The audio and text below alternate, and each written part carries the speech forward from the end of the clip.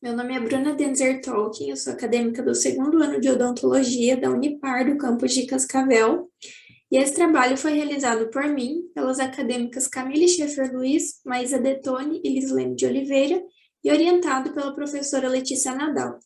Intitulamos o trabalho como Relação existente entre doença periodontal e diabetes mellitus.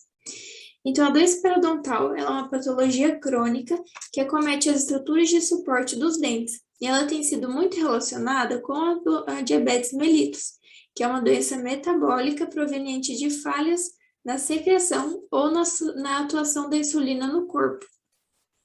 Então, o objetivo desse trabalho foi revisar a literatura a fim de evidenciar as relações existentes entre a doença periodontal e a diabetes mellitus, assim como a necessidade de conhecimento por parte do cirurgião dentista sobre essas patologias. Então, na doença periodontal, ocorre a destruição dos tecidos de suporte dos dentes, sendo esses o osso alveolar e o ligamento periodontal.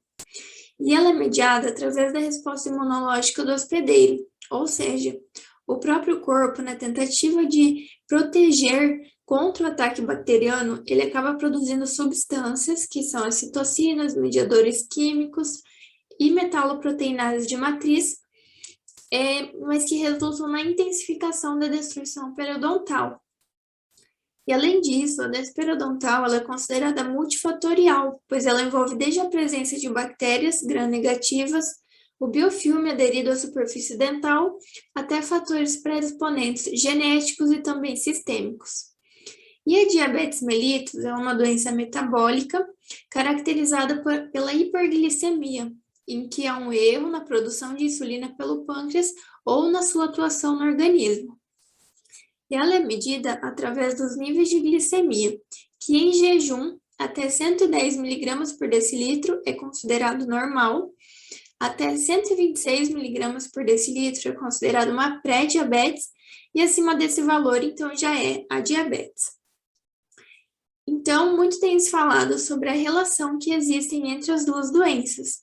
Então, hoje, a doença periodontal ela é considerada a sexta complicação mais comum do paciente diabético, e elas possuem uma relação bidirecional, porque a diabetes mellitus ela é um fator de predisposição para o aparecimento da doença periodontal, e essa piora o quadro metabólico do paciente diabético, ou seja, uma é agravante da outra. Além disso, a hiperglicemia também, apesar dela ser uma característica da diabetes mellitus, ela induz a produção de produtos finais de glicolização avançada que liberam mediadores químicos que destroem o periodonto.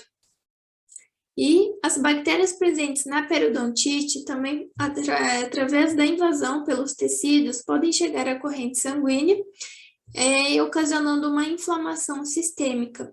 E essa inflamação sistêmica acarreta o aumento do número de mediadores pró-inflamatórios e, consequentemente, aumentam a resistência à insulina do paciente diabético.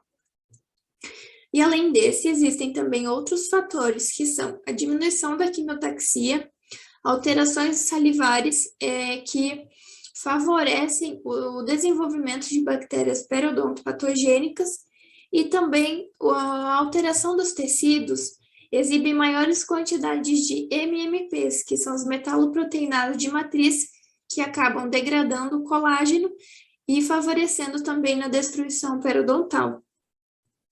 Então, com isso, a gente pode concluir que a doença periodontal e a diabetes mellitus, elas estão estritamente ligadas, visto que a doença periodontal prejudica a estabilidade dos níveis de glicemia do paciente diabético. Sendo assim, é de suma importância a necessidade que o cirurgião dentista tem nesse processo, a fim de auxiliar o paciente não apenas na saúde periodontal, como também no controle dos níveis de glicemia do paciente diabético, e gerando assim maior qualidade de vida a eles. Então, aqui estão algumas referências utilizadas no trabalho. Qualquer dúvida estarei à disposição. Muito obrigada pela atenção.